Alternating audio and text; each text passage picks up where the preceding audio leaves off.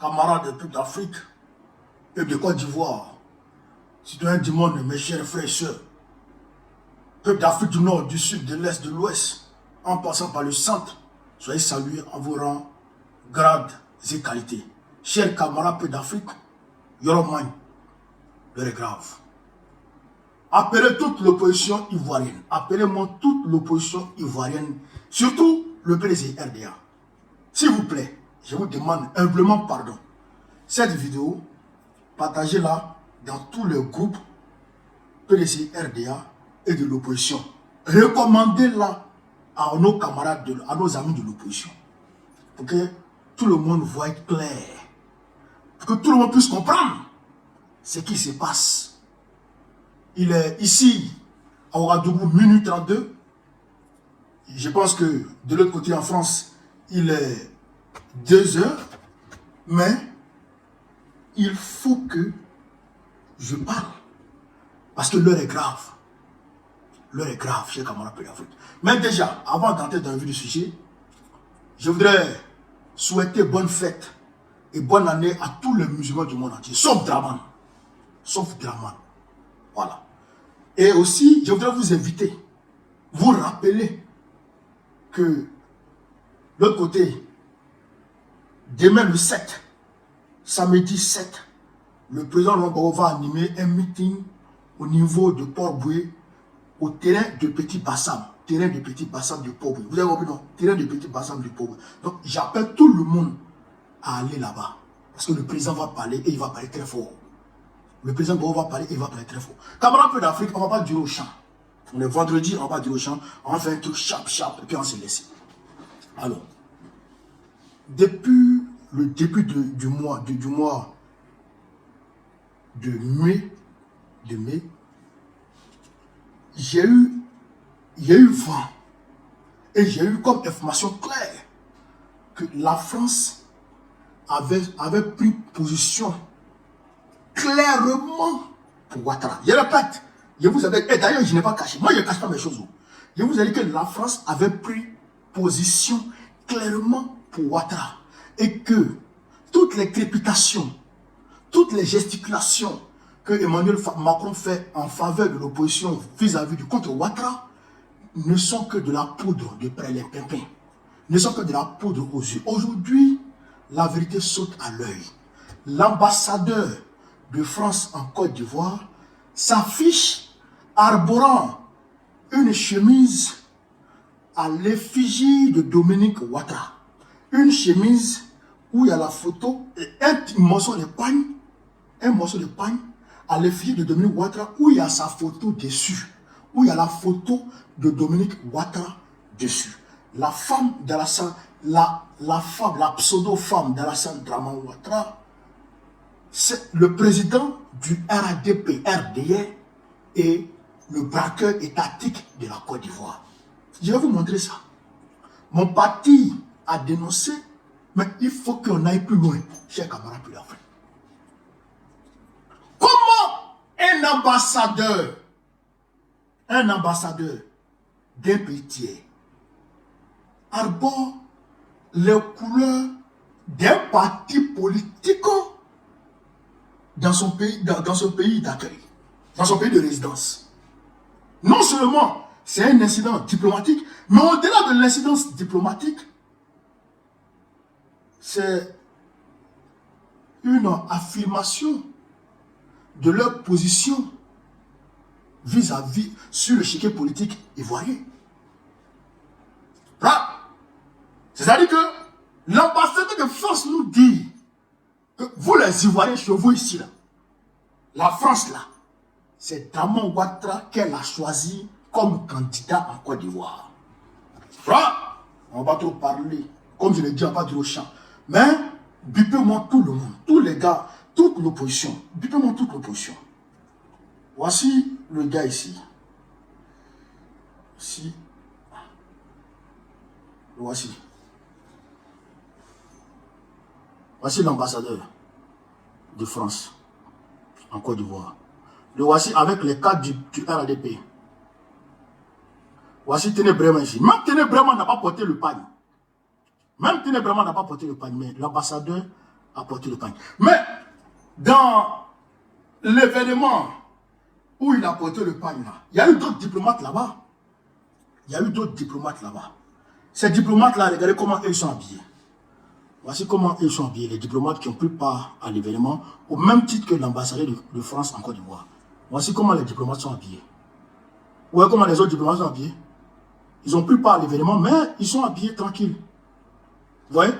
C'est pour dire qu'eux, ils ne prennent pas parti pour la fête. Même tenez vraiment, le voici ici. Voici l'ambassadeur. Le voici où il est assis. Parmi les caciques du RDR. Le voici ici. L'ambassadeur de France en Côte d'Ivoire. Vous voyez? Chers camarades d'Afrique. Voici même Bitogo. Bitogo qui est Bitogo là. Il n'a pas porté le pagne. C'est vrai Kafana a porté, mais lui n'a pas porté. Bitogo qui est Bitogo là. Bitogo n'a pas porté le pagne. Mais Kafana a porté.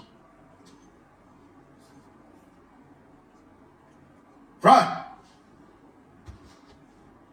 Vous avez vu? Vous avez vu, non?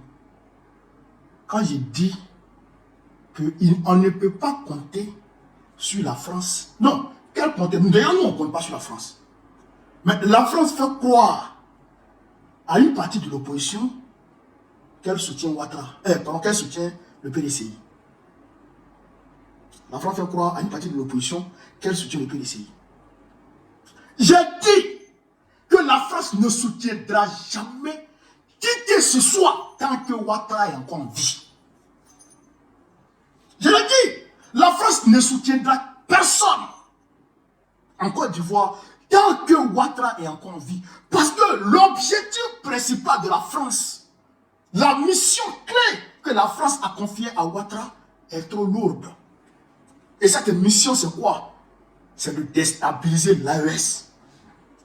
Et les tentacules de Ouattara sont tellement nombreux au sein de l'AES qu'on ne peut pas se permettre de le remplacer par quelqu'un qui est étranger au réseau France-africain, qui ne maîtrise pas encore le réseau France-africain. Donc, c'est impossible. Ils vont soutenir bec et ongle Alassane Ouattara. Et c'est ça que l'ambassadeur vient nous affirmer ici. Et il vient nous confirmer ici. Pour dire, nous, la France, nous, on choisit Ouattara. Un point à la ligne. On va ici, je vais vous donner une déclaration du PPAC concernant la question. Chers camarades d'Afrique, on est parti. Déclaration du PPAC est relative à l'attitude de l'ambassade de France et l'état de la démocratie en Côte d'Ivoire. Abidjan, le 6 juin 2025, le Parti des peuples africains Côte d'Ivoire, PPACI, a pris connaissance des images largement diffusées montrant son excellence l'ambassadeur de France en Côte d'Ivoire apparaissant publiquement vêtu d'un pagne à l'effigie de Mme Dominique Ouattara, épouse du chef de l'État et première dame de la République. Dans un autre contexte, ce geste aurait pu être perçu comme une simple courtoisie diplomatique. Mais nous ne sommes pas dans un autre contexte. Nous sommes en Côte d'Ivoire, un pays où, en 2011, un président de la République a été renversé sous les bombes françaises. Là, on va continuer. Un pays où, depuis 15 ans, les institutions sont instrumentalisées, les opposants persécutés, les libertés publiques étouffées.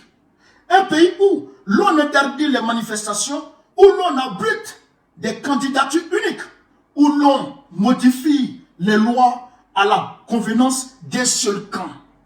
Il s'agit d'un pays dirigé par un dictateur véreux. Ces derniers jours, 5 détenus ont perdu la vie dans la prison de Bouaké, dans un silence glaçant. Et cela alors même que, selon l'ONG Prison Insider, le taux d'occupation des établissements pénitentiaires en Côte d'Ivoire est de 297,07% et figure parmi les plus élevés au monde. Vous comprenez ça? En Abidjan, des milliers de familles pauvres ont été déguerpies, leurs maisons rasées, leur dignité piétinée, sans ménagement ni relogement. Pendant ce temps, pendant que le peuple ivoirien souffre, pendant que les principaux candidats de l'opposition sont exclus de la liste électorale, La France, par la voix de son ambassadeur, s'affiche dans un tissu aux couleurs de l'épouse du président du RHDP, le parti du dictateur véreux. Dans le même temps, lorsqu'un député français pose une question légitime sur l'utilisation de fonds français d'aide au processus électoral ivoirien, on lui répond non-ingérence. Non-ingérence, mon œil.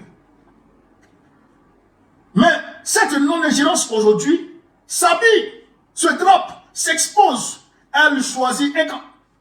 Un pas n'est jamais neutre lorsqu'il porte l'effigie de l'épouse d'un président de parti. Également chef de l'État, dans un pays où l'État se confond avec un parti. Ce n'est pas un simple vêtement, c'est un signal, un alignement, un silence qui parle trop fort. Alors une question se pose, et le PPACI la pose solennellement. La France a-t-elle choisi son candidat pour l'élection présidentielle de 2025? Point d'interrogation. Maître Abiba Touré, porte-parole du PPACI. La France a-t-elle choisi son candidat pour l'élection présidentielle de 2025? Moi, j'ai déjà répondu à ça depuis longtemps. J'ai dit, El Poudro, dit Macron, l'homme battu par sa femme, non, par le vieux homme qui lui sert de femme aux yeux du monde. Parce que le vieux homme le frappe. Macron a choisi Draman. Il choisit Draman au détriment de, de Thiam. Ça, c'est une réalité. Il faut qu'on ait dit, on comprend ça. Depuis longtemps, j'ai dit ça. Et il faut qu'on arrête de compter sur la communauté internationale. Ça aussi, je le dis. Ça aussi, je le dis. Il faut qu'on arrête de compter sur la communauté. On peut solliciter la communauté internationale au regard des valeurs qu'elle est censée incarner. Vous comprenez ça? On peut, par exemple, l'ONU est censée prévenir les conflits, régler les conflits, maintenir la paix dans le monde. Ça, c'est le rôle de l'ONU. Donc, quand il y a un conflit qui se sent dans notre pays, on doit, ça c'est un devoir. On a le droit. Et même, quelque part, ça devient un devoir sur nous. Donc, on doit informer l'ONU. Et c'est ce que le PPACI a fait. Par la voix de Katina Kone. On a informé l'ONU. On a même informé le secrétariat d'État américain chargé de l'Afrique de l'Ouest. Pour dire que ça sent mal en Côte d'Ivoire. Il y a des risques d'affrontement en Côte d'Ivoire et ça peut virer sur un conflit grave. On a dit ça. Mais, quand ils disent ça, il ne faut pas compter sur eux pour venir t'aider à mener ton combat. Parce qu'ils ne le feront pas. Ils ne le feront pas. D'autant plus que l'ONU elle-même, est aujourd'hui comme un manchet aux ordres de la minorité occidentale pour imposer son dictat à travers le monde entier. Je répète, l'ONU est un outil de coercition aux ordres de la minorité occidentale, l'impérialisme, pour imposer son dictat à travers le monde entier. Vous comprenez ça? Donc, eux là, ce qu'ils ont choisi en Côte d'Ivoire, c'est Draman et le RDR. Donc, s'ils doivent utiliser l'ONU pour imposer Draman aux Ivoiriens, ils le feront.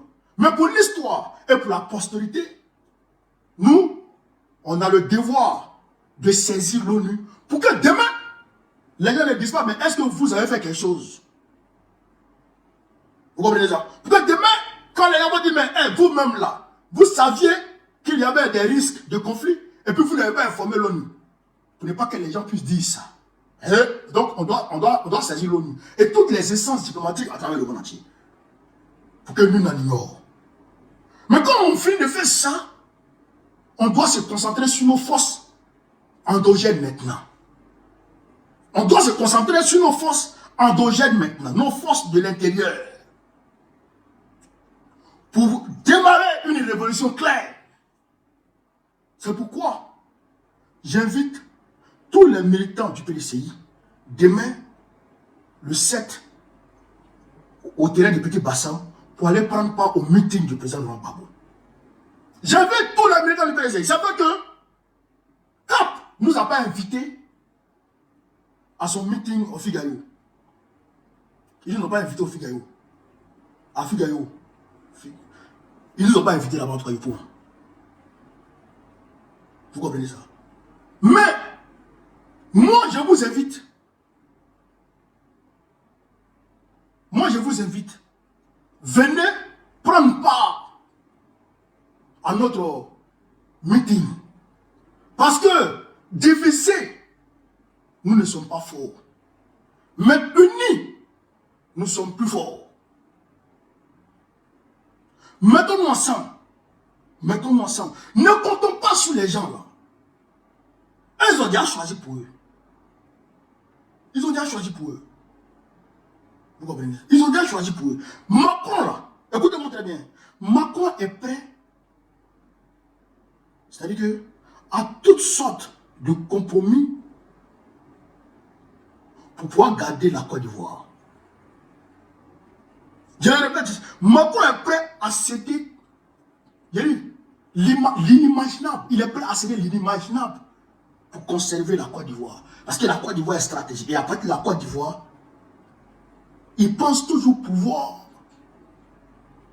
déstabiliser l'AES. Pour revenir dans l'AES. Parce qu'il n'a pas dirigé, il n'a pas digéré, et il ne veut pas digérer la débâcle française dans l'AES. Il n'a pas encore dirigé le départ de l'armée française de l'AES. Donc, il veut à tout prix revenir. Donc, il lui faut un point stratégique. Et aujourd'hui, il en a 3. Mais la Côte d'Ivoire est plus stratégique que tous ces autres points. Nigeria, Bénin. La Côte d'Ivoire est plus stratégique que le Nigeria et le Bénin. Pour déstabiliser l'AES. Parce que beaucoup des ressortissants de l'AES vivent aujourd'hui en Côte d'Ivoire. Et Blaise Compaoré a dirigé le Burkina Faso. Et aujourd'hui, Blaise Compaoré est en Côte d'Ivoire. Les opposants maliens, bon, je dirais, l'ancien régime, le régime déchu du Mali, les dignitaires de ce régime déchu du Mali, là, aujourd'hui, sont en Côte d'Ivoire.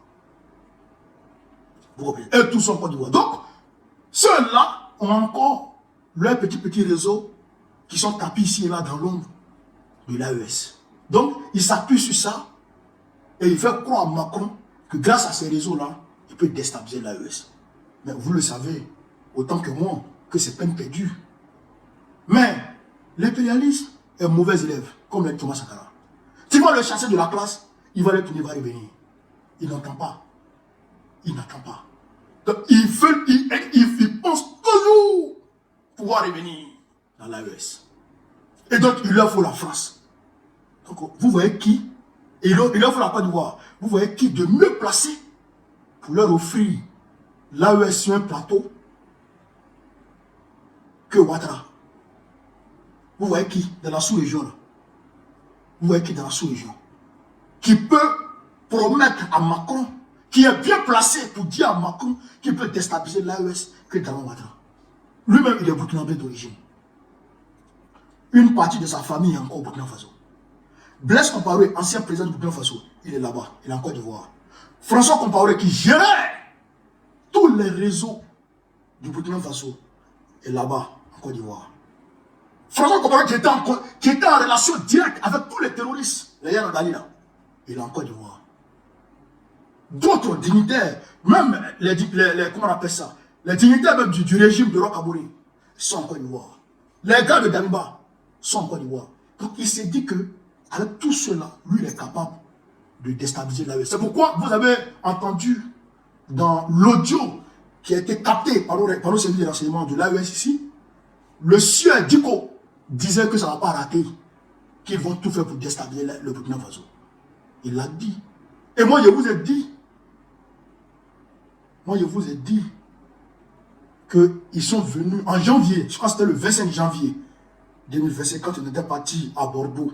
J'ai fait une vidéo sur TikTok et j'ai publié même sur Facebook, la vidéo a fait plus d'1 million de vues, où j'ai dit que les encablés sont venus et j'ai cité le nom de Nico.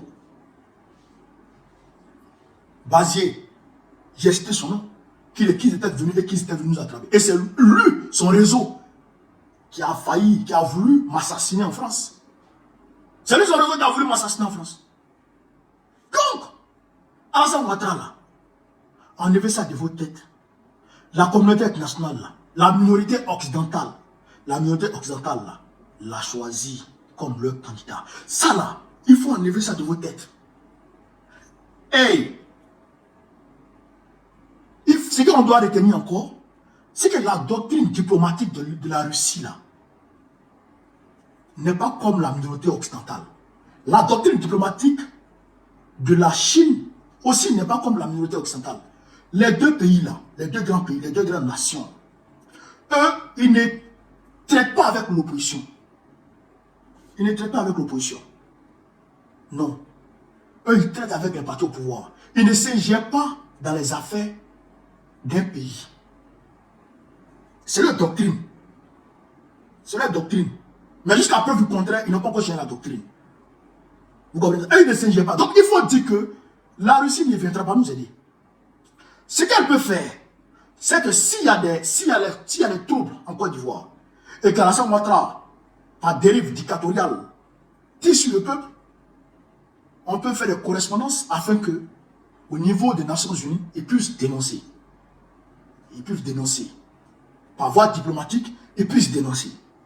Ça, ils peuvent le faire. Mais pour dire qu'ils vont venir dire à Ouattara, il faut quitter le pouvoir. C'est Gbagbo qui doit s'asseoir. Ou bien c'est celui qui doit s'asseoir. C'est faux. Celui qui vous dit ça, c'est parce que vous, parce que souvent les gens se mentent dans les grains. Les gens se mentent dans les quartiers. Non, les Russes arrivent. Non, ceux-ci arrivent. C'est faux, hein. C'est faux, hein. Personne ne va venir, hein. Personne ne va venir, hein. Je vous dis ça, hein. Personne ne va venir, là. C'est nous qui devons démarrer. Quand on va démarrer, là, l'offensive diplomatique va se mettre en branle. À ce moment, on va toucher les chancelleries afin que, dans leurs pays respectifs, les voix s'élèvent pour dénoncer ce qui se passe dans notre pays. Ça, c'est faisable. Ça, c'est faisable. Mais pour dire que la Russie va mobiliser une armée pour venir prendre Ouattara, la Russie, je ne pense pas que la Russie ait bien fait ça. Surtout sous Poutine. Surtout sous Poutine. Voilà. Sous Al-Sin, avec l'Afghanistan, ça s'est passé, mais ils ont vu ce qui s'est passé après. La Russie ne fait plus ça. La Russie a changé sa doctrine. Ou bien, vous luttez contre l'impérialisme, vous êtes dans un combat. En tout cas, ils peuvent vous aider. Ils peuvent vous aider. Ils peuvent vous aider par voie diplomatique. Mais pour dire qu'ils vont mobiliser une armée pour venir. Non, non, non. Même regardez ce qui s'est passé en Syrie. Ils ont demandé aux soldats syriens de combattre. Les soldats syriens ont refusé de combattre. Et ils ont levé le pied. Vous comprenez ça? Ils ont demandé aux soldats syriens de combattre. Ils ont refusé de combattre. La Russie a levé le pied. Et puis la Russie a laissé faire les choses. Vous comprenez? Donc, il faut que le peuple doit prendre conscience de cela. Que la France a choisi Ouattara pour l'élection présidentielle d'octobre prochain. Et la France va soutenir Ouattara toujours parce que la France a besoin de Ouattara. Un, pour piller la Côte d'Ivoire. Paupériser la Côte d'Ivoire. Deux, pour déstabiliser l'AES. Parce que la Côte d'Ivoire leur sert comme base arrière. Pour déstabiliser l'AES. Pour ces deux raisons-là, la France a choisi Ouattara. Et la France choisira toujours Ouattara. Vous comprenez ça? Vous comprenez? Donc, chers camarades de l'Afrique, voilà un peu ce que je devais vous dire sur cette vidéo. On est 500, 600 personnes sur Facebook, c'est déjà bon. Il est 1h à Ouagadougou, 300 à 400 sur TikTok, 1h à Ouagadougou, c'est pas mauvais. Donc, sur ce, vive l'Afrique libre, vive le panafricanisme, vive tous les présidents.